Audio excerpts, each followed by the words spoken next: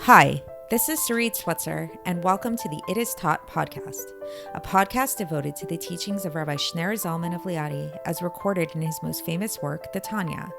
My hope for this show is to make these teachings accessible and relatable to the average person, regardless of prior Jewish education or affiliation. The episodes follow the prescribed daily study portions and are meant to serve as practical lessons in how to live your life as your true self and develop an authentic and powerful relationship with your Creator. I have personally experienced the effects the study of this work has had on me, and I'm excited to share what I can of this knowledge with you. So please join me on this journey of learning, self-growth, and connection with your source.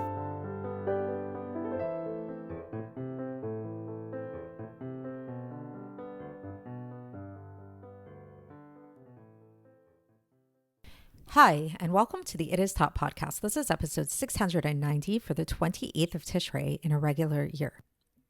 Today we are going to talk about exile. So what is exile exactly? What comes to mind for you when you think of the word exile? You know, somebody is exiled, like we know the Jewish people were exiled from their homes in Israel. Sometimes a punishment for a prisoner is that they get exiled to a foreign land, right? So we all know that exile is basically this idea of like being uprooted and being in a foreign territory, being somewhere that you don't belong, that you're away from your home base. Maybe you're away from your friends or family, whatever it is, you know, or maybe, sometimes I guess you could be exiled together with your friends and family, but you're kind of wandering. You're not at home. You're not at peace. Right? So we know in a broader way, not only are the Jewish people in exile in a global scheme, like when we talk about the exile right now, but we know that actually the Shekhinah is in exile. The divine presence is in exile. We know that we're living in a state of exile right now. And one of the core components of Judaism is this belief that we will eventually get out of exile. And this belief that not only will we just like physically return to our land, our homeland of Israel, but on a spiritual sense too, the whole entire world will be redeemed and will come to a state of redemption out of exile. And interesting to note, this is actually something that was one of the biggest innovations that Judaism brought to the world, was this linear aspect of creation, this linear aspect of the world, that the world is going somewhere, that we're not just here in this like kind of like circular place, which is like the idea behind a lot of other of the world's religions and philosophies, like in the East and things like that, where the whole idea is to get in touch with nature and kind of surrender to the flow, to the cycle of nature.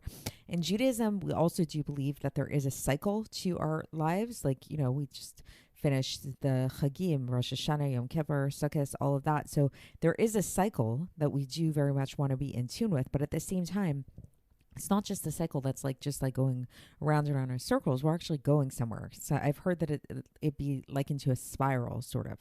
There's a movement in a certain direction. And when we look at some other religions that also have adopted this kind of like messianic consciousness, the real root of it is from Judaism. That's where they got this idea from, this idea of the Messiah, of the Messianic era. So today we're going to talk about this from a spiritual perspective. We're going to talk about what exile means from a spiritual perspective, and especially in the context of this wider discussion that we've been having about how, in this epistle that we've been learning, Epistle 25, about how it is that God is very much present here in the world and within not just like a general sense, but within every single detail of reality. We started this discussion talking about the idea of anger and how it's really silly and actually considered idolatrous to get angry at anybody, because no matter what anybody's doing to you, they are merely just agents of God. Like their whole vitality, the vitality of the words that they're speaking to you, the actions that they're doing to you, is nothing but an expression of God. They're sustained totally and 100% by God, their existence, their vitality.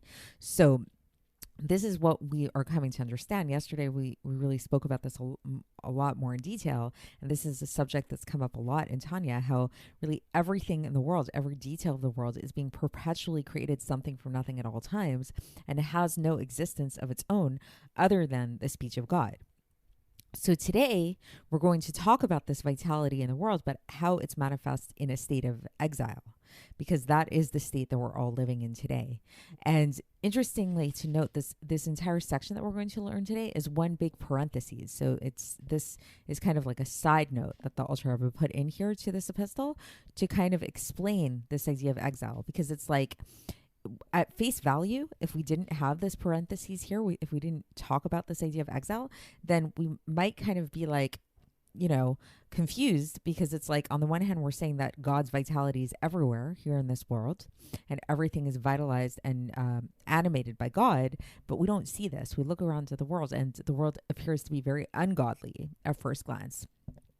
So how is this possible? How is it that we live in a world that appears to be so devoid of godliness in many ways, when in fact it's not, and how can we have such a thing as like people worshiping idols, and we can think of idols in a literal sense, like, bowing down to actual idols, or really in this more broader context of anger, or worshiping money or careers, or whatever it is, like worshiping their own sense of self. So today we're going to talk about this, and we're going to start off by talking about the vitality that is present outside of the land of Israel and how that is different than the vitality that's within the land of Israel, because the land of Israel receives a more direct kind of vitality from God. And we'll talk about how this exile, the root of this exile, the root of this like outside the land of Israel type of existence, really stems from the sin of Adam Harishon, of the original man, who, with the whole story with the tree of knowledge and all of that. And then we'll talk about this like deeper form of exile, which is the exile of the Shekhinah itself. It's a more complete kind of exile, which occurred when the Jewish people went into exile, when the Jewish people were exiled from the land of Israel. So the first one is going to be just the exile in general of anything outside the land of Israel, and like how the lands outside the land of Israel, specifically referred to perhaps not so politically correctly, but as the idolatrous lands, how they receive their vitality in this exile type of way. And then the complete exile of the entire world, in the sense of the Jewish people coming into a state of exile, and what that means. So with that being said, let's get into the text and see how the Alter Rebbe explains all of this. So again, for context, we are still in the middle of Epistle 25, and today, as I mentioned, is a parenthesis from this whole chapter. So the Alter Rebbe begins, and he says that, however, outside the land of Israel, so meaning to say, what's the however? So if you go back and listen to yesterday's episode, we spoke about the vitality of the world, and how the vitality stemming from the Dvar Hashem, from the word of Hashem, and what we refer to commonly as the Shekhinah or as Malchus, how it manifests in all the different worlds, whether we're talking about the world of Atzilus or the world we're talking about the lowest world, the world of Asiya, which is the world that we reside in, how this vitality becomes manifest and vitalizes the world. So today, so the Alter Rebbe says that when we say the outside the land of Israel, and in some renditions it says outside the land of Israel, like I noticed like in the lessons in Tanya, at least the online version, it says outside the land of Israel, whereas the Hebrew copy of the book that I have at home, the Sefer, actually says the lands of idol worshippers. So I thought that was interesting. So I'm not sure how that change was made, but I'm assuming it was sort of like an edit, like a politically correct edit from like land of idol worshippers to lands outside the land of Israel. So nevertheless, so we're talking about the lands outside the land of Israel. This vitality that we've been discussing comes about through being invested within the external ministering angels that are appointed over the 70 nations of the world. So basically, according to Judaism, there are 70 basic nations, like kind of core nations in the world, that non-Jewish nations, and Hashem appointed different ministering angels over these nations, and they're called the external ministering angels, or in Hebrew, the Sarim HaChitzonim. Meaning to say, so why do we call them external ministering angels? Because they come down from the spark of the speech of God, which is called Malchus D'Asiya, So again, going back to yesterday's episode, if you remember, Malchus of Asiya is the root of the vitality that comes down into our world. And it's another rendition. It's one of the renditions of the Dvar Hashem, of the speech of God. So this speech of God that comes down, and which is called the Malchus of Asiya, comes and shines on these angels in a way of makif, in a way that encompasses them from above. But it doesn't actually get vested and clothed within them. But rather, this vitality flows to them in a way from above, in a way that's encompassing. So it doesn't, so this vitality, this vital flow is just like this, it hovers above them. It doesn't actually it doesn't actually penetrate into their being. And now from these ministering angels, then this vitality shines down into the different nations of the world, and to the different animals, and to the different beasts, and the different fowl that are found in their lands. So we're talking about the lands outside the land of Israel, everything outside of the land of Israel, all of the animals within the land of Israel, all these things, they're receiving the vitality through these ministering angels that receive the vitality from Malchus of Asiya in a encompassing kind of transcendent way that's not imminent. Okay. And also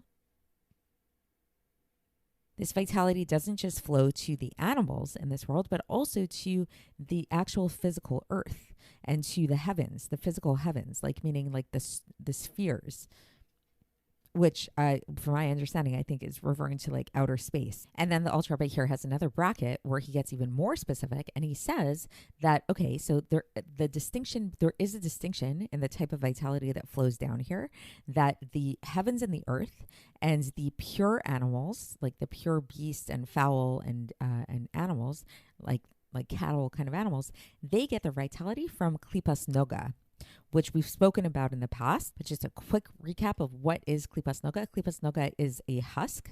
It's a husk that conceals godliness, but it's a translucent husk. So meaning that these are things that are they don't outright conceal God. They're not outright forbidden things in the world. So there are things that we can utilize for godliness, and we can also utilize them, God forbid, for things that are not godly. They can go either way.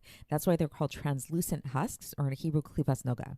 And then on the other hand, we have the impure animals, the impure creatures in the world, and also the souls of these nations. These idolatrous nations come from the impure klipos, the other shalosh klipot hatmeot, it's called in Hebrew, the three impure klipos that totally conceal godliness entirely, and there's no way that they can be redeemed.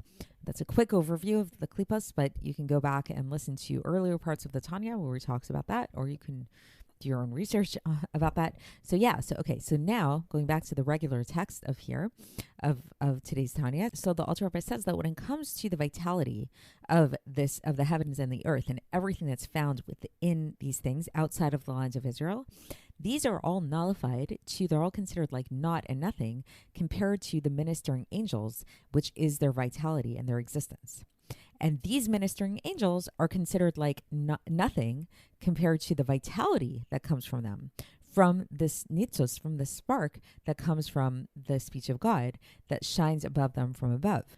So there's this chain-like connection here between each of the levels. So basically everything here in this physical world, just on a simple level, all of these things, where do they receive their vitality from? These ministering angels. So they're nullified to the ministering angels. And then those ministering angels, they receive the vitality from this vitality that comes to them through the spark of Dvar Hashem, of the speech of God that comes to them, right? That we spoke about from the level of Malchus of Asiya. That's where, so they're nullified to this level. The ministering angels are nullified to the spark of the speech of God.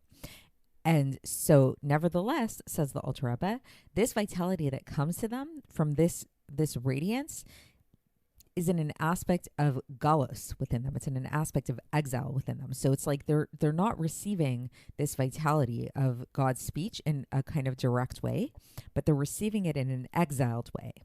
And this is why they're called Elokim Acherim, other gods. And they call God Elokad Elokaya, the God of gods, because they think of themselves as being godlike. So meaning to say, these ministering angels, because they're receiving their energy flow in an exiled way. It's not in a direct way. It's not clear. It's like, it's not obvious that God is their entire vitalizing force and that they're totally nullified to God. So thus they can have this erroneous perception of themselves as having their own substantial existence and having like this ability to actually, like, as if they are a God. And sure, okay, they recognize that there's like an ultimate God that they receive their vitality from, but they just say that's like the God of gods. And now the Alter Rebbe continues and he says, this is why we see the nations of the world can be idolaters, right? So it's like, sometimes it can sound very strange to us. Like, I think, just kind of like a little interjection here that maybe just like my own point of view. For most Jews, when they hear about Christianity, for example, it sounds so strange to us to hear this idea of like that there's this man and people like worship this man and that man is like a way to get to God. It's so strange. It's so foreign to a Jewish consciousness, but yet we see that this religion is a very popular religion, right? And my understanding of this Tanya here today is because of this, is because like maybe it's not so politically correct to say, but the souls of the other nations are coming from this place that's more connected to this place that's kind of concealed, this place where there can be this consciousness of a ministering angel thinking of themselves and having other people think of themselves as God, when really it's just a ministering angel, and that spark of godliness within them is in exile. So it's not clear. It gets muddled. The consciousness gets muddled. And the Alter Rebbe goes on and he says that this is going to be the case, this state of like this confusion kind of where we have non-Jews worshiping idols and things like that, is going to be the case until the end of times, when finally there's going to come a time when death and Sitra Achra, the other side, is going to be consumed, is going to be swallowed up forever. And at that time, cites the Alter Rebbe, this is from Zephaniah, chapter 3, verse 9, that at that time I will transform the nations, I will turn around the nations, and they will all call the name of God. So we learn, according to Torah, that in the time of Mashiach, this isn't going to be a time just for Jews. This is actually going to be a time when the entire world recognizes God, and the whole world will come to the state of God consciousness. And so, so going back to this state that we're in now, which is not that end of time yet, right? Hopefully we'll get there soon, but right now we're in this muddled state. This state can also be referred to, another way to reference it is by calling it the Galos HaShechina, the exile of the Shechina. Why? Because the vitality that's found within these ministering angels, this vitality that's coming from the Shechina, right? Because it's coming from the Malchus of Asiya, which is another manifestation of the Shechina, is found in a state of exile within them. So this radiance that's coming down to them from the Dvar Hashem, from the speech of God, which is called the Shechina, is in a state of exile. Okay? And now, Alter Rebbe brings another bracket here, another parentheses, where he actually tells us the source of this exile. And he says the source of this exile came about from the sin that happens with the tree of knowledge and onwards. So that whole thing that happens back then with the tree of knowledge, eating from the tree of knowledge, that is the source for this whole state of exile. And the vitality that these beings receive is coming from the aspect of achoraim, of like hindmost, like the backside of kedusha, of holiness. However, when the Jewish people were exiled amongst the nations of the world, then since the Jewish people, they come from the place, their aspect, their root is in an aspect of panim, of front, of the face, like the front part, not the back part. So thus, when the Jewish people became exiled, this became a complete galus. This is a complete galus. And then the Alter Rebbe concludes here, and he says that this is the meaning of this idea that's brought up in the Gemara, and the sages talk about it. That's the Gemara in Megillah, page 29b. Galule Edom Shechina imahem. That when the Jewish people were exiled to Edom, the Shechina was with them in exile. So that's the end of this section for today. So just to conclude, so basically, again, we learned about exile today. We learned about this idea of how the vitalizing force of God comes down into this world through the ministering angels, but in a way of exile, which means that it gives it the ability, it gives the world, especially in the lands outside the land of Israel, that there can be this consciousness of something other than God, and that there can be even a state of idolatry and a state of mistaking these ministering angels as being gods when they're not gods. And we spoke about how the origin, the root of this exile, this state of exile, came from the sin that happened with the tree of knowledge. And then we also spoke about how then an even more complete kind of exile occurred when the Jewish people who come from the front part of God, when they went into exile amongst the nations of the world, then the exile was really just really seeped into the entirety of everything, and in such a way that we say that the Shekhinah itself is an exile. So that's it for today, and we will continue along these lines tomorrow, and I will speak to you then. Thanks for listening to the It Is Taught podcast, hosted by Sarit Switzer. This podcast is dedicated in loving memory of my maternal grandfather, Avraham Yitzchak ben Binyamin HaKohen of blessed memory. Music by Shoshana. If you enjoyed this episode and would like to support the show, please share it with others and subscribe on YouTube, Apple iTunes, Spotify, or wherever you listen to podcasts. And make sure to leave us a 5-star review. To find out more about the It Is Taught project, including more information on my soon-to-be published book, please visit our website, itistaught.com. To catch the latest from me, follow me on Facebook, Instagram, and Twitter. Looking forward to speaking with you tomorrow, and until then, have a great day.